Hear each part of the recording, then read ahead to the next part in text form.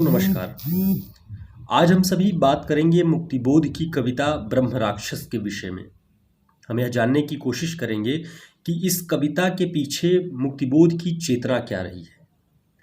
जैसा कि हम सभी जानते हैं कि यह कविता विश्वविद्यालयों के स्नातक पाठ्यक्रमों में जोड़ी गई है और कई प्रतियोगी परीक्षाओं में भी इसका जिक्र आता है। तो हम इस पर आज बात करेंगे। ब्रह्म राक्षस कविता का शुरुआती अंश सुने। शहर के उस ओर खंडहर की तरफ परित्यक्त सूनी बावड़ी के भीतरी ठंडे अंधेरे में बसी गहराइयां जल की सीढ़ियां डूबी अनेकों उस पुराने घिरे पानी में समझ में आ न सकता हो कि जैसे बात का आधार लेकिन बात गहरी हो। बावड़ी को घेर डालें खूब उलझी हैं, खड़े हैं मौन औदुंबर व शाखों पर लटकते घुघुओं के घोंसले परित्यक्त भूरे गोल। इस कविता का यह शुरुआती अंश पढ़ते हुए आपके मस्तिष्क में एक ऐसा चित्र बन सकता है कि एक कोई भयावह सूखी बावड़ी है, छोटा सा तालाब या एक गहरा कुआं जिसमें सीढ़ियां बनी हुई हैं और उसके चारों ओर का माहौल क्या है। चारों ओर जो एक वातावरण सृजित हो रहा है वो एक डरावना है। बावड़ी को घेर डालें खूब उलझी हैं, छोटी छोटी घासों के कुछ पौधों की डालें उस बावड़ी के मुंह को घेर करके खड़ी हुई हैं और उनकी शाखों पर उनकी डालों पर उल्लुओं के खाली घोंसले परित्यक्त भूरे गोल, ऐसे घोंसले जो उल्लुओं ने भी छोड़ दिए हैं, पंछियों ने भी छोड़ दिया है, भूरे और गोल। यानी पूरी तरह से उस बावड़ी का जो एक वातावरण का सृजन इस कविता के शुरुआती पक्ष में किया गया है वो एक भयावह है। ऐसा परित्यक्त स्थान जहाँ पर न पक्षी जाते हों, न कोई जंतु जाते हों, न कोई मनुष्य जाता हो। तो ऐसे एक डरावने माहौल की रचना शब्द चित्रों के माध्यम से मुक्तिबोध अपने ब्रह्म राक्षस कविता के शुरुआती अंश में करते हैं। यह सोचने का प्रश्न है, विचार करने का प्रश्न है कि किसी कविता में ऐसा कोई डरावना माहौल, एक भयानक दृश्य कवि क्यों पैदा करना चाहता है। कवि को लगता है कि वो उसके मन की एक गहराई है, वो बावड़ी, वो एक सूखा कुआं जिसमें अंधकार ही अंधकार है, वो उसका मन है जहां पर बहुत सारी बातें, बहुत सारी विवशताएं छिपी हुई हैं। मुक्तिबोध अपनी एक किताब, एक साहित्यिक की डायरी में इस बात को लिखते हैं कि मुझे लगता है कि मन एक रहस्यमय लोक है, उसमें अंधेरा है, अंधेरे में सीढ़ियां हैं, सीढ़ियां गीली हैं, सबसे निचली सीढ़ी पानी में डूबी हुई है, वहाँ अथाह काला जल है, इस अथाह काले जल में कोई बैठा है, वह शायद मैं ही हूँ। ऐसा यह वक्तव्य एक साहित्यिक की डायरी नामक किताब में मुक्तिबोध के मिलता है और जब आप इसको जोड़ करके इस कविता से पढ़ेंगे तो आपको लगेगा कि यह कविता उसी मनःस्थिति की एक तरह से व्याख्या है। आप इस कविता का अगला अंश अगर देखें जो इसी माहौल को सृजित करता है कि बावड़े की इन मुंडेरों पर मनोहर हरी कुहनी टेक बैठी है टगर ले पुष्प तारे श्वेत। टगर का एक पुष्प है, बावड़ी की मुंडेर पर, उसके मुहाने पर उसकी शाखाएं फैली हुई हैं। पुष्प तारे श्वेत, उसके पुष्प तारों की तरह श्वेत सफ़ेद रंग के उस बावड़ी के मुहाने को घेर करके खड़े हुए हैं। एक अजीब सा माहौल इन फूलों के माध्यम से, पौधों के माध्यम से, जो चिड़िया और उल्लुओं के घोंसले हैं उनके माध्यम से कवि तैयार करता है। और जो बात अभी एक साहित्यिक की डायरी में मुक्तिबोध की मैंने आपको बताई कि मन एक कुआं है और अंधेरे में सीढ़ियां हैं, सीढ़ियां गीली हैं, उसमें अंधेरा है, अंधेरे में सीढ़ियां हैं और जो पानी में डूबी हुई हैं, वहाँ अथाह काला जल है। तो कविता में देखिए कि वह अंश कैसे आता है कि बावड़ी की उन घनी गहराइयों में शून्य ब्रह्म राक्षस एक बैठा है।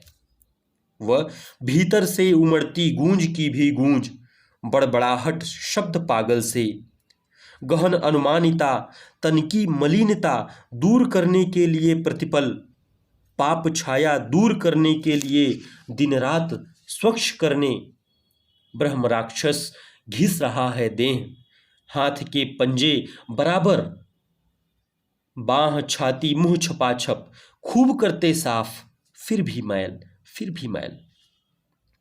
जिस बावड़ी में ब्रह्म राक्षस बैठा हुआ है वहां गहराइयां बहुत ज्यादा हैं। भीतर से कोई एक गूंज उमड़ती है, कोई उस कुएं के भीतर से बड़बड़ाता है पागलों की तरह, शब्द उठते हैं जैसे कोई पागल बड़बड़ा रहा हो। उसके मन में गहन अनुमानिता, ज्ञान है, संवेदना है, उसके तन की मलिनता, और उसको उसकी जो शरीर है उसके शरीर पर तमाम तरह की मलिनताएं हैं, बहुत सारी मैल जमी हुई है। और इन सब कालिमाओं को, मलिनताओं को और इन मैल को धोने के लिए वो दिन रात उस बावड़ी के जल में स्नान करके अपने हाथ घिस रहा है, हाथ के पंजे घिस रहा है, बाह छाती मुंह सब घिस रहा है। वो चाह रहा है कि उसके भीतर और उसके शरीर पर जो भी मैल जमा हो गई है, जो भी बुराइयां उसके शरीर में चिपकी हुई हैं, उसने संसार से उन बुराइयों को अपने भीतर बैठा लिया है, उनसे वो मुक्ति पा जाए। एक मुक्ति की चाह में वो बड़बड़ा रहा है कुएं के भीतर, लेकिन मैल है कि वो छूटती नहीं है। जब हम कविता के इन शुरुआती अंशों को, जो शब्दों से एक चित्र बन रहा है, उन चित्रों की ओर ध्यान देते हैं तो हमें क्या प्रतीत होता है, हमें इस पर ध्यान देने की आवश्यकता है।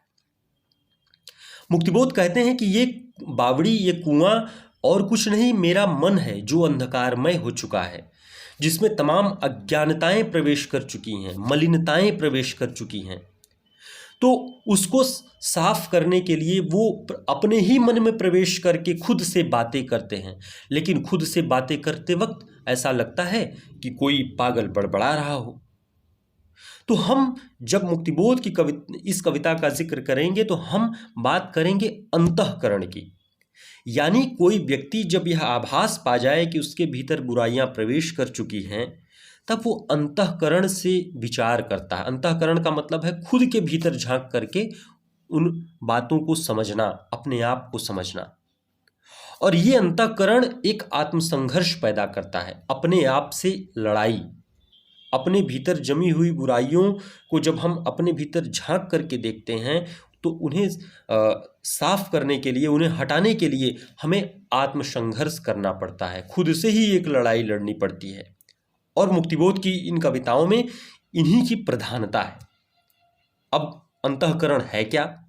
अंतःकरण जो भले बुरे का विवेक प्रदान करने वाली हमारे भीतर एक भीतरी इंद्रिय शक्ति है, उसे ही अंतःकरण कहते हैं, जो भले बुरे का विवेक प्रदान करे। तो अंतःकरण की बात करते हैं तो अंतःकरण और जुड़ता है व्यक्ति के जो सांस्कृतिक उपलब्धियां हैं जीवन में, और अपनी कई पीढ़ियों से उसने जो कल्चरल एक इफेक्ट प्राप्त किया है, कल्चरल एक ज्ञान प्राप्त किया है अपने परिवार से, अपने समाज से, उन्हीं का एक संजोया हुआ रूप हमारे भीतर बसा होता है। लेकिन बाहरी शक्तियां, जो बुरी शक्तियां हैं, जब वो उन पर अटैक करती हैं तो उनका क्षरण होता है, उनका नाश होता है। और उन्हें बचाने के लिए कवि कविता में संघर्ष कर रहा है। यही संघर्ष उसे एक पागल के रूप में, एक ब्रह्म राक्षस प्रेत के रूप में कविता में हमारे सामने लाता है। लेकिन जब भी कोई कविता, जब भी कोई कवि अपने अंतःकरण से होकर के गुजरता है, अपने अंतःकरण में झांक करके तब संसार की बातों को स्वीकार करता है, तब वह साहित्य भरोसेमंद होता है, तब वह हमारे भी काम का होता है। अन्यथा वो केवल बाहरी ज्ञान रह जाएगा। हमने अपने भीतर की तमाम चीज़ों को तो समझा ही नहीं और बाहर के ज्ञान की ओर भाग रहे हैं। तो यहाँ तालमेल सामंजस्य बिठाने में एक ताकत लगानी पड़ रही है कवि को, और वो ताकत अंतर्द्वंद पैदा करता है, एक झगड़ा पैदा करता है। बाहरी और भीतरी जो दो माहौल हैं, दो परिवेश हैं, उनके भीतर में एक तनाव पैदा करता है। यह कविता उन्हीं तनाव में फंसे हुए एक ब्रह्म राक्षस की कविता है, और वह कोई नहीं, वह कवि ही है जो फंसा हुआ है इन तनावों में और निकलना चाहता है। वो चाहता है कि मैं यहाँ से किसी भी तरीके से निकल जाऊं और यहाँ से मुक्ति प्राप्त करूं। तो हम कह सकते हैं कि मुक्तिबोध के यहाँ इस कविता में बाह्य परिवेश और अंतः जगत, हमारे भीतर एक कॉमन युद्ध स्थली चल रही है, एक युद्ध का स्थान बन चुका है जहाँ पे लड़ाइयाँ चल रही हैं, और वो पागलों की तरह बड़बड़ा रहा है।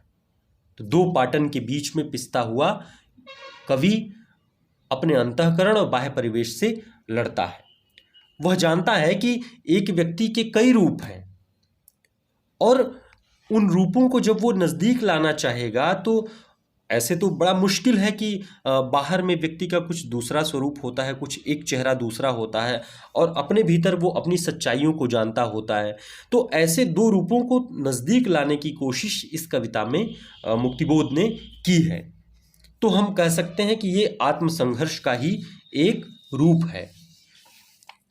अब कविता का आगे का अंश देखें।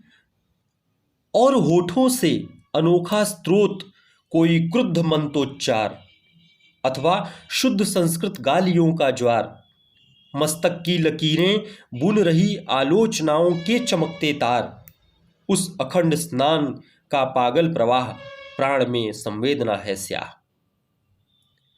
ऐसा लग रहा है कि उस बावड़ी में जब वो नहा रहा है तो छपाछप की आवाजें आ रही हैं, अपने मुंह हाथ पंजे सब धोना चाह रहा है, सारी मलिनताओं को दूर कर देना चाह रहा है, और होठों से कुछ बड़बड़ा रहा है, कुछ ध्वनियां निकल रही हैं।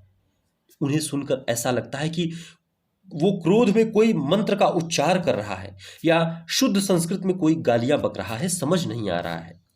उसके मस्तक पर लकीरें उभर आई हैं। ये लकीरें चिंता में, अवसाद में, बेचैनी में माथे पर हर व्यक्ति के पड़ जाती हैं। तो मस्तक की लकीरें बुन रही आलोचनाओं के चमकते तार, और उनमें आलोचना और चिंतन उसके मस्तिष्क में चल रहा है। तो वो पागलों की तरह उसमें स्नान किए जा रहा है, और ये सारी क्रियाएं उसमें घटित हो रही हैं। कविता का आगे का अंश देखिए।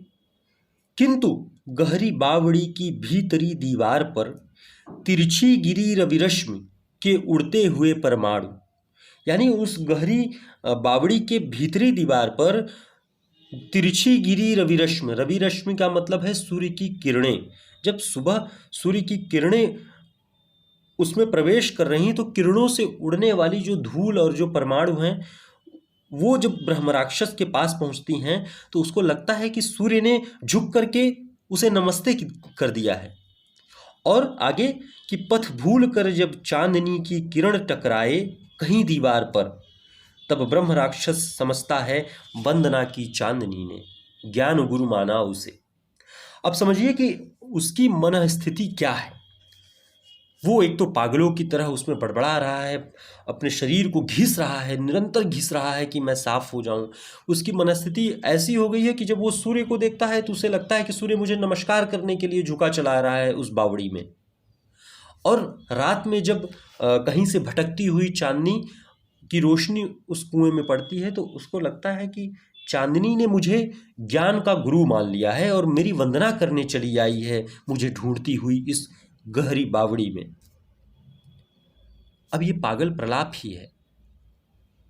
वो पागलों की तरह कुछ भी सोचे जा रहा है, क्योंकि उसकी मनस्थितियां स्थिर नहीं है, उनमें अभी स्थिरता नहीं आ पा रही है। एक क्षण में वह किसी विषय में कुछ सोचता है और दूसरे ही क्षण कुछ और सोचता है।